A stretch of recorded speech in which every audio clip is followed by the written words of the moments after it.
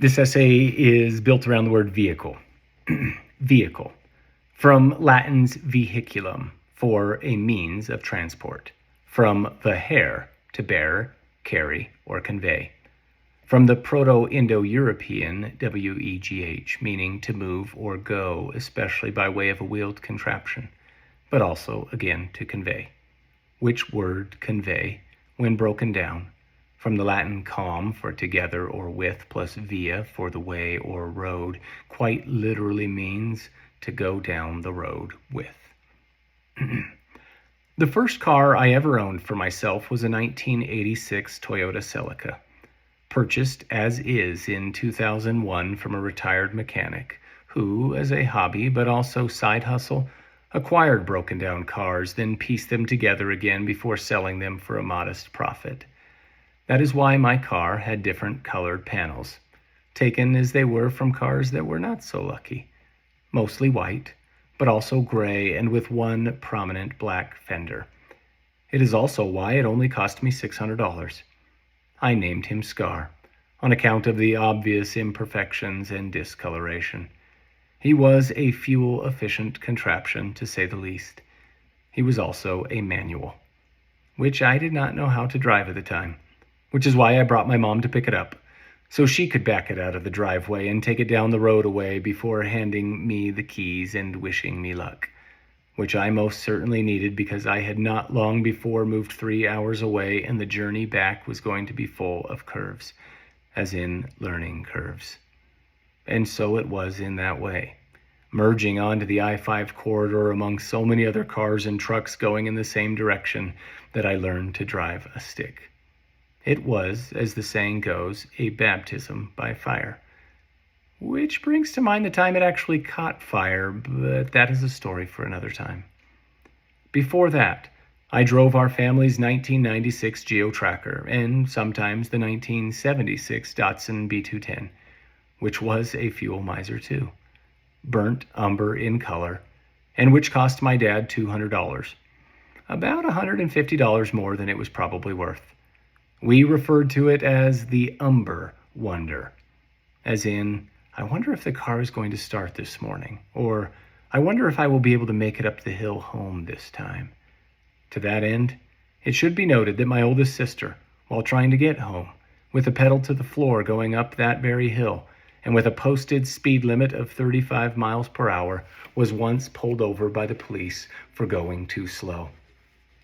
And on one other occasion, after a long day at work in Seattle, my dad walked up to the car only to discover sleeping in the back seat a homeless man, who, as he explained to my dad, to both their embarrassment, thought without doubt that the car was abandoned and free for squatting. Since then, I've owned quite a few other vehicles, each of different year and make and model and fuel type.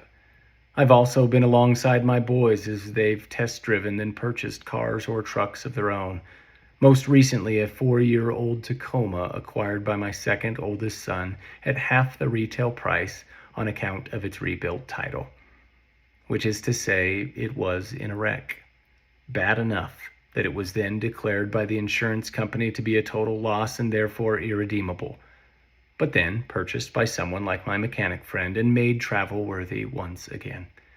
On paper, it is branded by the accident preceding it, but on the road, it looks and runs like new.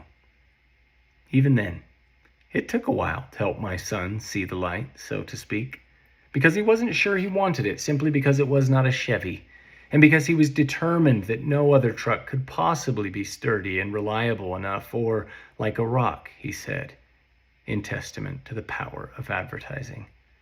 Which reminds me of a poem I once wrote based on that same slogan. Like a rock. I think it's Jesus's truck.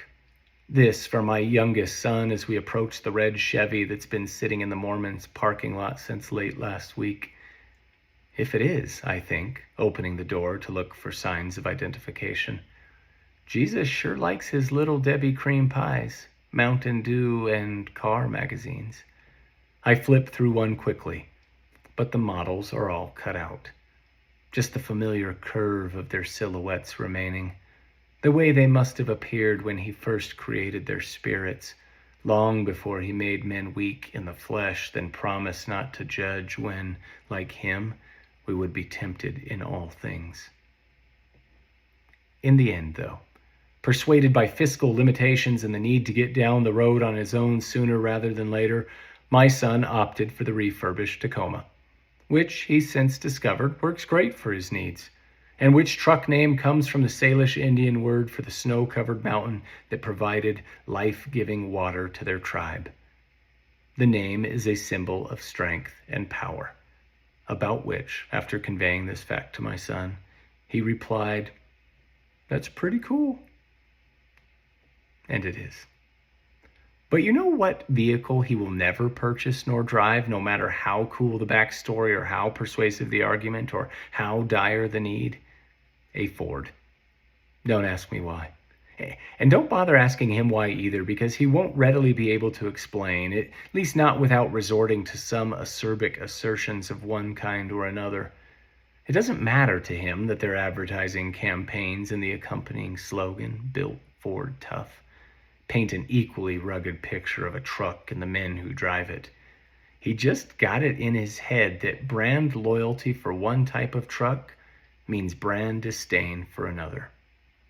Of course, on the opposite end of that spectrum, there are an equal number of patrons who, by way of upbringing or a bad experience, swear by their Ford trucks with as much passion as they too swear against any other brand, like the Chevy my son covets or the Toyota that, on a daily basis now, comfortably takes him down the road to work and then back home again.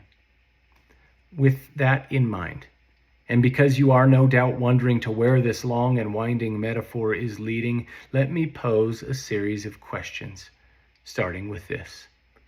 If religion is a vehicle, a means unto an end, and if that end is peace and joy and love and salvation, which last word means safety, does it really matter how we get there, or in which vehicle we carry our belongings and our families? Is heaven really determined by the make and model preceding our arrival at the destination? Or whether we reach that destination by way of thoroughfare or back road or newly blazed trail?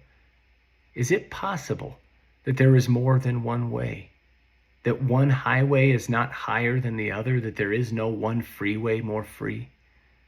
Jesus Christ, the Prince of Peace and living water, last and first our way to the Father, long before he carried his cross or scars on his hands and feet, was first carried in the womb of a virgin mother. But so was the Buddha miraculously conceived, overshadowed in a dream, and Zoroaster, who came by way of a shaft of light, and possibly Garib Dorje too, just to name a few. And Buddha too was a prince for peace, and Yu Huang, that jade emperor, compassionate from the beginning. And Allah, who is without beginning, is also the first and the last. And Buddha too, in a manner of speaking, because he first of all showed the way toward enlightenment. Not to overlook the various religious teachings, the 10 Commandments, of course, but also the 10 disciplines of Hinduism, and the 5 books of Moses, yes, but also the 5 precepts of Taoism, which literally means the way, and which teaches above all that on the road of life all living creatures ought to live in a state of harmony together, not sameness, but congruity. So I ask again, is there no other way, or is there more than one way? And either way, do we run the risk of being so focused on the destination that we ignore the guideposts and milestones along the way?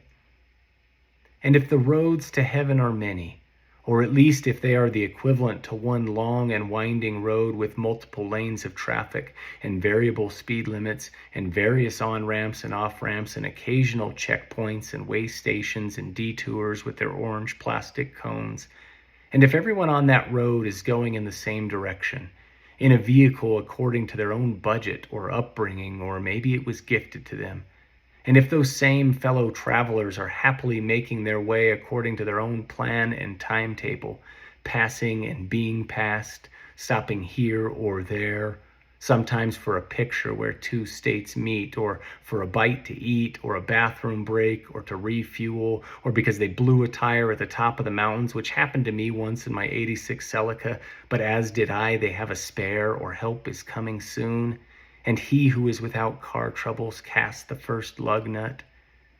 Then does it really matter if the car was assembled domestically or overseas?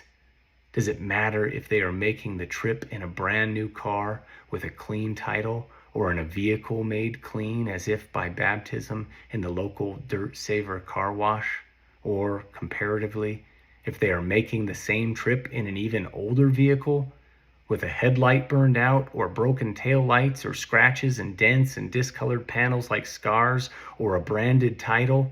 Or if they are covered rim to roof in dirt from off-roading, or simply from the dusts of time, and in the dirt on the windshield a handwritten message which, let's be honest, you would not see if the glass were free from dirt?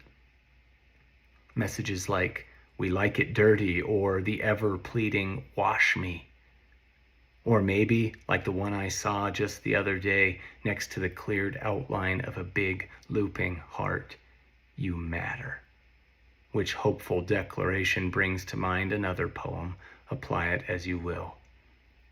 As a matter. As a matter of fact, when God first decided to go and get all creative with things, and rightly ripped from his sketch pad a blank page on which to make his first everlasting diurnal mark, he started with matter. Yes, it was as of yet unorganized solid liquid plasma gas, with a few fermionic condensates floating around here and there, or a heaping spoonful of quarks and gluons, that big boiling brew from which our lives first began to expand. But still, it was matter. And days later, when he plunged his hand in Adam's furrowed flesh, and then, like a half-genius, half-madman magician, pulled out a rib to make a woman, disrobed, deconfined, both were of matter.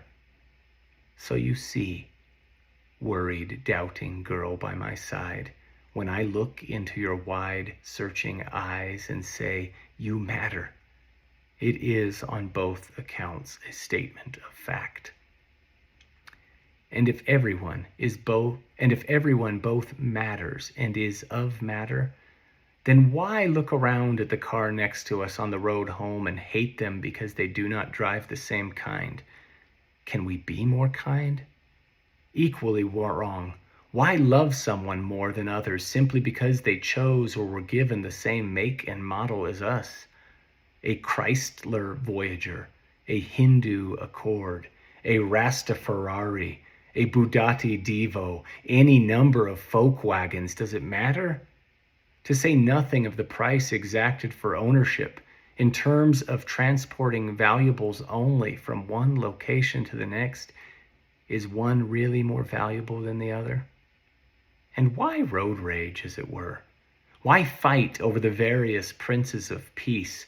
Why profess Christ in love, or Buddha in love, or any other deity or religious prophet in love, but carry hate in our heart? Why, over the various authors of salvation, waste our time publishing discord instead of accord? How beautiful on the mountains are the feet of those who bring good news, who proclaim peace, who bring good tidings, who proclaim salvation, which word again means safety, and that is all I want. On the journey home, the safe arrival of my loved ones. Which warranty brings to mind one last poem, recently written before a trip across state lines. At the tire shop because of the journey ahead. Not lost on me is the significance of the woman I love sitting in the lobby awaiting new tires, because she too drives me wild and makes my world go round and round, and because there is no 50,000-mile limited warranty to our love. Which conveyance about love is true for all, or should be anyway. Love, which is pure religion undefiled, is without limits, which, in a case of the first shall be last and the last shall be first, brings me back to my son's Tacoma, which did come with a warranty, and which I drove behind the other day on the freeway, but without him knowing, taking a moment to reflect on his upbringing and all we have been through, which reminded me in the moment that we are all at one time or another a wreck, and that is okay, because those wrecks do not define us. And in the next life, there is no such thing as a branded title, because everyone is redeemable, and we will all be repurchased and rebuilt and restored, and everyone will have a home to go to in the end. And it is our scars, as a matter of fact, that actually increase our value, not diminish it. And that, in the words of my son, is pretty cool. Not to mention freeing and full of wonder, and not automatic either, but worth every effort of learning to drive and love, no matter the vehicle, no matter the chosen path home.